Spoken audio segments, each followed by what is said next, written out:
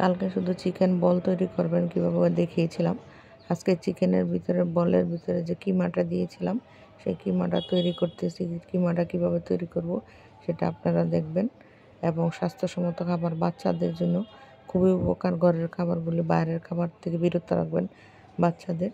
আমি এখানে কিমাটা করে নিলাম কীভাবে, আপনারা শুধু দেখবেন। আমি আপনাদের সব বিস্তারিত বলছি। দেখেন, মুরগির বুকের মাংসগুলি নিয়ে নিলাম। এখন আমি এখানে দিয়ে দিলাম কড়াইতে একটু আদা রসুন পেস্ট আর দিয়ে দিব লবণ দিয়ে আমি সবগুলি মুরগির বুকের মাংসটা সিদ্ধ করে নিব।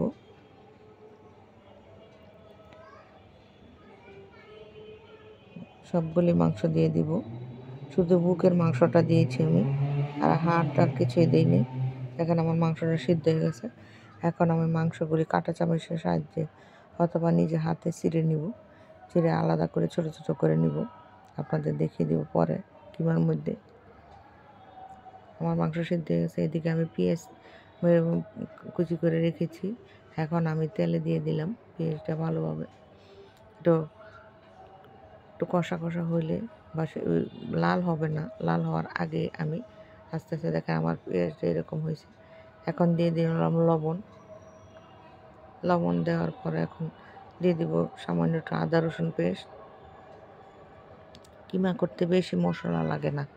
আমার ভিডিওটা সব দেখবেন। আমার ভিডিওতে শেখার কিছু আছে, এমন কোনো ভিডিও আমি দেবো না যে শেখার কিছু নাই। ফুল ভিডিওটা শেখার মতো কিছু দেব। দেখেন আমার পেঁয়াজটা এরকম হয়েছে। এখন আমি দেখেন এই মুরগিগুলি এরকমভাবে চিড়েছি। আপনারা এবার চিড়ে নেবেন লম্বা লম্বা বড় বড় করে। আবার কেউ ব্লেন্ডারেও করতে পারবেন, কেউ পাটায়ও হাফ ভাঙ্গা করে দিয়ে দিতে পারবেন। আমি এখন দিয়ে দিলাম মাংসগুলি। এভাবে কিছুক্ষণ নাড়াচাড়া করব। নাড়াচাড়া করে তারপরে দিয়ে দিব কাঁচামরিচ কুচি করে। যদি কেউ ঝাল খেতে চান তাহলে বেশি দিবেন, ঝাল না খেতে চাইলে অল্প কাঁচামরিচ দিবেন, কারণ বাচ্চাদের জন্য তো, বাচ্চারা তো ঝাল খেতে পারে না। এখন আমি দিয়ে দিলাম দেখেন অরিগানো, দিব রোজমেরি, দিব পাপরিকা পাউডার। খুব ফ্লেভার আসে, অনেক ফ্লেভার হয় এগুলি দিলে। দেখেন সবগুলো আমি দিয়ে দিলাম। আমি এখন নেড়ে চেড়ে একটু গ্রেভি তৈরি করে নিলাম। আটা বা ময়দা দিয়ে তৈরি করলে হয়, সাথে আমি দুধ দিয়েছি টেস্টের জন্য খাবার। এখানে আমি দিয়ে দিছি। এখন আমারটা গ্রেভি হবে।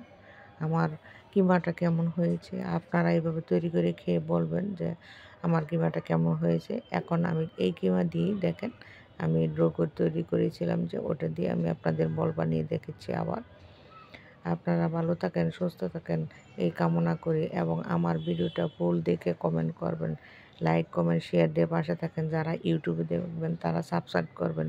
নতুন ভিডিও পাওয়ার জন্য আমাকে ফলো করে যাবেন। আমাকে ফলো না করলে আপনারা নতুন নতুন ভিডিও পাবেন না। এখানে আমার বানানো হয়ে যাচ্ছে, এভাবে বানিয়ে নেব সবগুলি। আমি তো কালকের ভিডিওতে আপনাদের বানানো এবং ভাজা তৈরি করে দেখিয়েছি, ভিতরে কীভাবে পুর দিলাম তাও দেখিয়েছি। এখানে আমার তৈরি করা হচ্ছে। এখন